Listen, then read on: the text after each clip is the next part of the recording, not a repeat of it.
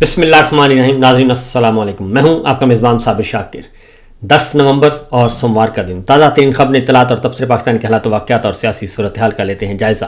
کھڑکی توڑ ہفتے کا آغاز ہو چکا ہے. اس ہفتے میں بہت کچھ ہونا ہے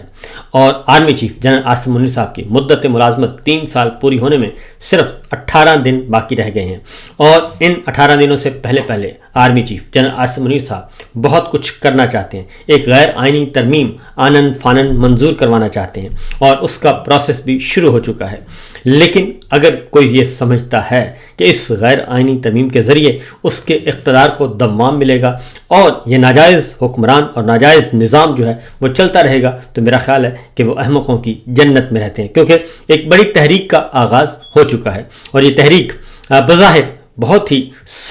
آپ کو سافٹ سپوکن نظر آئے گی، لیکن اصل میں یہی تحریک ہوگی جو اس جعلی نظام کے جوڑوں میں بیٹھے گی اور اس کی چولیں ہلا دے گی. کل رات اس کا آغاز ہو چکا ہے اور حبیب جالب کی نظم، مشہور زمانہ نظم جو کبھی شہباز شریف لہک لہک کے سنایا کرتے تھے، لیکن اب وہ بوٹ پالش کی طرف راغب ہو چکے ہیں اور ان پہ غلبہ ہے بوٹ پالش کا. اس لیے اب حقیقی طور پہ اس تحریک کو لے کر آئین کی بالادستی، قانون کی حکمرانی اور جمہوریت کی آزادی کے لیے، عدلیہ کی آزادی کے لیے، میڈیا کی آزادی کے لیے، بنیادی انسانی حقوق کی بحالی کے لیے ایک نئی تحریک جنم لے چکی ہے. اور یہ تحریک بظاہر بڑی سافٹ سپوکن ہے، لیکن حقیقت میں یہی تحریک جو ہے وہ اس جعلی نظام کو اکھاڑ پھینکے گی، کیونکہ یہ عوامی تحریک ہے اور یہ بہت ہی پرامن اور بہت ہی خاموش تحریک ہے. تو کل اس کا آغاز ہو چکا ہے حبیب جالب کی اس مشہور نظم سے کہ دیپ جس کا محلات ہی میں جلے،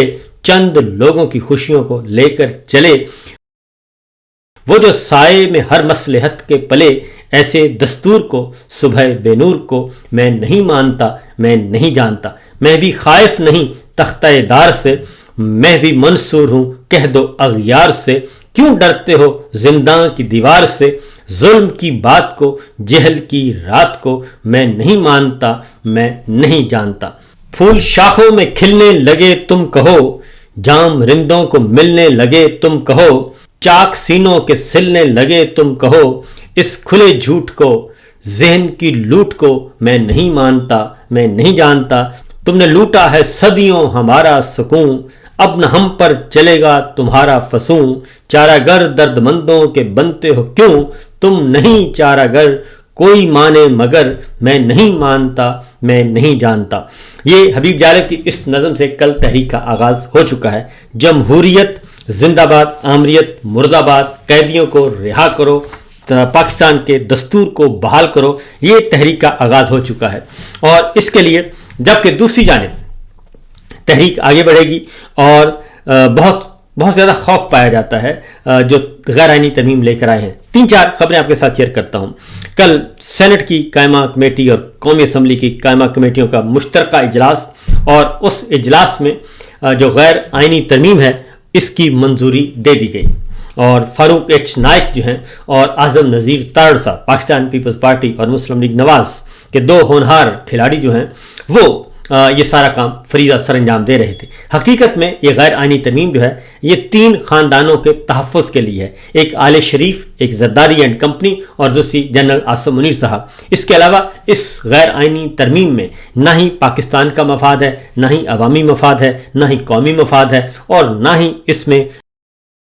عوام کی خوشحالی اور نہ ہی ملک کی استحکام ہے. اگر کوئی یہ سمجھتا ہے کہ اس غیر آئینی ترمیم کے نتیجے میں پاکستان میں استحکام آ جائے گا، خوشحالی آ جائے گی، امن آ جائے گا اور پاکستان کی معیشت ترقی کرے گی، تو یہ اس کی بھول ہے. بلکہ اس غیر آئینی ترمیم کے بعد حالات مزید خراب اور خراب تر ہوتے جائیں گے. اور کل جو ترمیم منظور کی گئی، جو مسودہ منظور کیا گیا، ایک تو پاکستان پیپلز پارٹی کے چودھری اعتزاز احسن نے بھانڈا ہی پھوڑ دیا اور انہوں نے بھرے بازار میں جا کر کہہ دیا کہ جناب یہ جو پاکستان پیپلز پارٹی کی سینٹرل ایگزیکٹو کمیٹی کا اجلاس ہوا تھا اس میں تو یہ مسودہ تھا ہی نہیں، اور پیپلز پارٹی نے، سینٹرل ایگزیکٹو کمیٹی نے اس مسودے کی منظوری بغیر پڑھے، بغیر سنے، بغیر دیکھے دے دی، جبکہ پاکستان پیپلز پارٹی کے پاس مسودہ نہیں تھا اور وہ مسودہ ہو بھی نہیں سکتا تھا. اس مسودے کو بعد میں قائمہ کمیٹیوں میں لے کر جایا گیا, سینٹرل ایگزیکٹو کمیٹی کے سامنے نہیں رکھا گیا. جس سے آپ خود اندازہ کر لیں کہ پاکستان پیپلز پارٹی کس قدر مجبور محض ہے. اس کی وجہ یہ ہے کہ زرداری صاحب نے جو ہے وہ اس ترمیم کے ذریعے اپنی سارے گناہ سارے پاپ اس پہ پردہ ڈال دیا ہے, اور اب ایک ایسی ترمیم منظور کی جا رہی ہے کہ صدر مملکت جناب زرداری صاحب, یعنی کن زرداری صاحب بھی ہیں, تو وہ اگر وہ بعد میں بھی ریٹائر بھی ہو گئے اور تا دم وفات تک ان کو تحفظ حاصل ہوگا, ان کو استثناء حاصل ہوگا اور ان کے تمام مقدمات از خود ختم تصور کیے جائیں گے. اور جبکہ دوسری جانب field marshal general Asim Munir صاحب کو بھی یہی تحفظ حاصل ہوگا, جبکہ بڑے سے بڑے نامور ہمارے خلفائے راشدین انہوں نے بھی اپنے دور میں یہ تحفظ نہیں لیا تھا, یہ امیونٹی نہیں لی تھی کہ ان سے کوئی سوال نہیں کرے گا, بلکہ انہوں نے اپنے آپ کو احتساب کے لیے پیش کیا تھا اور ان کا محاسبہ ہوتا تھا. یہاں تک کہ حضرت عمر فاروق رضی اللہ تعالی عنہ کا محاسبہ سرعام ہوتا تھا اور وہ خوش ہوتے تھے. لیکن سید عاصم منیر شاہ صاحب جو ہیں وہ یہ کام نہیں کرنا چاہتے. اس کے بعد ایک اور ترمیم تھی جو کہ واپس ہو گئی, وہ بڑی دلچسپ ہے. شہباز شریف صاحب وزیر اعظم کو بھی استثناء دیا جا رہا تھا تاحیات تا وفات, کہ جب آپ وزیر اعظم ہاؤس سے نکلیں تو آپ کو کوئی پوچھنے والا نہیں ہوگا. لائسنس ٹو کل سب کو دے دیا گیا تھا, لیکن پھر کان میں بتایا گیا کہ جناب اگر پیپلز پارٹی نے, فاروق نائک صاحب نے بتایا کان میں کہ اگر جناب والا یہ ترمیم منظور ہو گئی تو پھر تو عمران خان صاحب جو ہیں وہ 24 گھنٹے کے اندر جیل سے باہر آ جائیں گے اور ہمیں خود جا کر ان کو لانا پڑے گا. اس کی وجہ یہ ہے کہ اگر یہ ترمیم پاس ہو گئی اور وزیر اعظم کو آپ نے استثناء دے دیا شہباز شریف صاحب کو, تو اس کا اطلاق تو پھر عمران خان صاحب پہ بھی ہوگا, اور عمران خان صاحب پہ ہوگا تو 250 سارے کے سارے جھوٹے مقدمات از خود ختم ہو جائیں گے اور اڈیالہ جیل کے دروازے کھل جائیں گے جن کو آج کل آپ بند کیا ہوا ہے اور جو ملاقاتیوں پر پابندی لگائی ہوئی ہے. اور اگر عمران خان آ گیا تو اس نے سیدھا عوام کے پاس جانا ہے, گھر میں تو بیٹھنا نہیں, تو وہ آپ کی بھی بینڈ بجائے گا اور ہماری بھی بینڈ بجائے گا. اس لیے اس کو ذرا پوچھ لیں اپنے باس سے اس کو منظور کروانا ہے کہ نہیں. اور اس کے بعد پھر چراغوں میں روشنیاں رہی اور پھر وہ ترمیم واپس ہو گئی, اور شہباز شریف صاحب نے ٹویٹ کیا کہ جناب میں نے بہت بڑا کارنامہ سر انجام دیا, جبکہ حقیقت یہ ہے کہ اگر وہ استثناء لیتے تو اس استثناء کے بدلے میں عمران خان صاحب فوری طور پہ رہا ہو جاتے. لہذا وہ ترمیم ہو گئی واپس, اور اس طریقے سے شہباز شریف صاحب کو استثناء نہیں مل سکا, نواز شریف صاحب کو استثناء نہیں مل سکا, اور گیلانی صاحب کو بھی استثناء نہیں مل سکا. اور چونکہ یہ سابق وزرائے اعظم ہیں سارے کے سارے, شاہد خاقان عباسی صاحب وغیرہ وغیرہ. تو اس کے بعد اگلی جو خبر ہے اس ترمیم میں, جو مولانا فضل الرحمان صاحب ہیں JUI انہوں نے اس ترمیم کے منظوری میں کے عمل میں جو قائمہ کمیٹیوں میں تھا اس میں حصہ نہیں لیا. پاکستان تحریک انصاف نے بھی بائیک آؤٹ کیا, سنی اتحاد کونسل نے بائیک آؤٹ کیا, مجلس وحدت المسلمین نے بائیک آؤٹ کیا, اور اس کے ساتھ ساتھ جمعیت علماء اسلام نے بھی بائیک آؤٹ کیا. یہ سب جماعتوں نے بائیک آؤٹ کیا, اور اب اسی لیے میں کہتا ہوں کہ یہ ترمیم جو ہے وہ پارلیمان کی نہیں, ناجائز پارلیمان کی بھی نہیں, اور یہ پارلیمنٹ کی نہیں بلکہ یہ 3 خاندانوں کی ترمیم رہ گئی ہے, اور 3 خاندان جو ہیں وہ اس کو آگے لے کر بڑھیں گے اور وہ ایک دوسرے کو تحفظ دیں گے, ایک دوسرے کے گناہوں پہ پردہ ڈالیں گے, اور اس طریقے سے یہ معاملہ آگے بڑھے گا. اس کے بعد اگلی خبر ہے جناب وزیر اعلیٰ خیبر پختونخوا سہیل آفریدی صاحب, جن کو کہا گیا تھا, دھمکیاں دی گئی تھیں کہ ہم آپ کو عبرت کا نشان بنا دیں گے, اور چونکہ انہوں نے ایک حقیقت بیان کی تھی, اور وہ حقیقت تھی کہ جو دہشت گردی کے خلاف ہمیں تانے دیتے ہیں وہ ان تانوں کا جواب انہوں نے دیتے ہوئے کہا تھا کہ ہم نے 10 لاشیں اٹھائی ہیں. اب ہوا یہ ہے کہ ان کے اس حقیقت بیان کرنے پر مقدمہ درج کر دیا گیا ہے, اور سائبر ایجنسی نے NCCI سائبر کرائم ایجنسی میں مقدمہ درج ہو گیا ہے, اور وزیر اعلیٰ خیبر پختونخوا سہیل خان آفریدی کے خلاف, اور پیگا ایکٹ کے تحت یہ مقدمہ درج ہوا,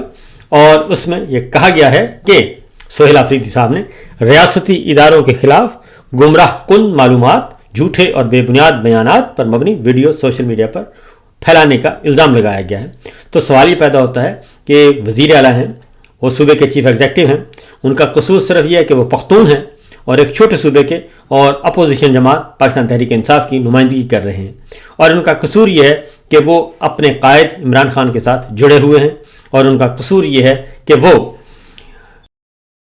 نوجوان ہیں اور قبائلی علاقہ جات سے اور ایک عام انسان ہیں، ایک عام ورکر ہیں۔ یہی قصور ہے ان کا۔ اگر وہ کسی بڑے سیاسی خانوادے سے جاگیردار ہوتے تو آپ لوگوں کی جرت نہ ہوتی، کیونکہ آپ لوگ بھیگی بلی بن جاتے ہیں ان کے سامنے جو کہ مافیاز ہیں، جو پولیٹیکل مافیاز ہیں، اور ان کے سامنے بھی آپ بھیگی بلی بن جاتے ہیں۔ اس کی مثال نواز شریف صاحب ہمارے سامنے ہیں، شہباز شریف صاحب، مریم صاحبہ، انہوں نے آپ کو کیا کچھ نہیں کہا، کون کون سی مغلظات ہیں جو آپ تک نہیں پہنچائیں انہوں نے۔ اسی طریقے سے خواجہ محمد آصف صاحب، اسحاق ڈار صاحب، انہوں نے بھی ٹی وی چینل پہ بیٹھ کے بڑی پریس کانفرنسیں کی، لیکن وہ آج سب آپ کے چہیتے ہیں۔ اس لیے اگر اداروں کے خلاف آپ نے کارروائی کرنی ہے کہ اداروں کے خلاف الزام تراشی، تو سب سے پہلے تو ان لوگوں کی کریں جن کو آپ نے جعلی فارم 47 دے کے جعلی حکمران بنایا اور دوبارہ انسٹال کیا۔ تو میرا خیال ہے اس وقت کریں گے تو پھر سب کو کوئی اعتراض نہیں ہوگا، لیکن وزیر اعلیٰ خیبر پختونخوا نے ایک بات کی ہے اور اس پہ آپ لوگوں نے مقدمہ درج کروا دیا ہے، اور ایف آئی اے کس کے پاس ہے؟ جناب محسن نقوی کے پاس ہے، اور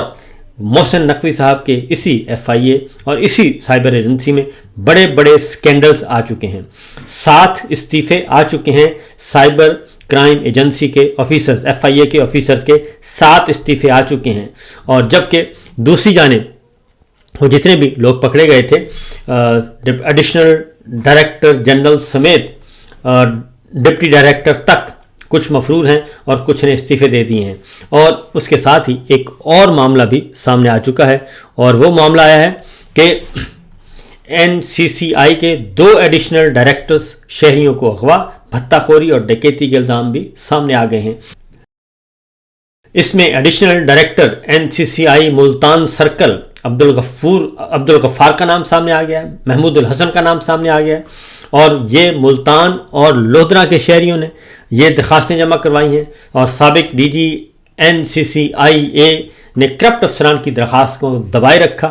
اور اس میں ملتان کے عبدالغفار ہیں، ان کے 3 مقدمات گرفتاری ہوئی تھی۔ اسی طریقے سے دیگر مقدمات ہیں۔ سابق ڈی جی وقار الدین سید نے دونوں افسران کے خلاف انکوائری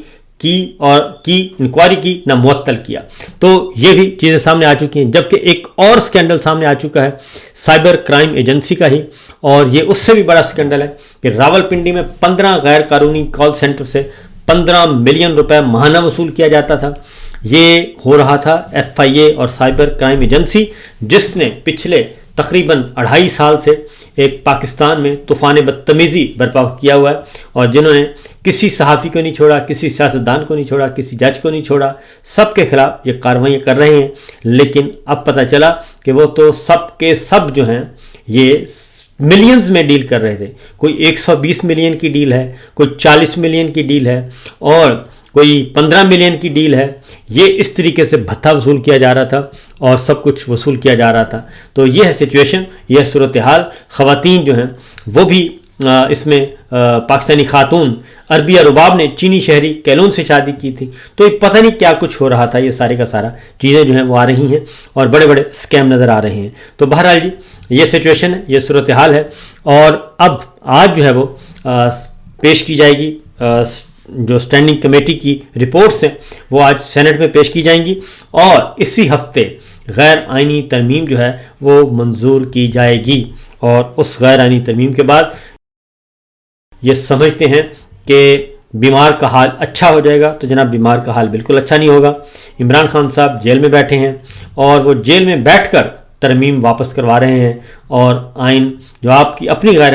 آئینی ترمیم تھی، اس ترمیم میں بھی صرف عمران خان صاحب نے ایک ترمیم واپس ہوئی ہے، اور وہ عمران خان نے کروائی ہے، اور یہ ہے عمران خان کا خوف، یہ ہے عمران خان کا ڈر۔ تو فی الوقت اجازت دیجیے، انشاءاللہ اگلے ولاگ میں مزید خبروں کے ساتھ۔ اللہ حافظ۔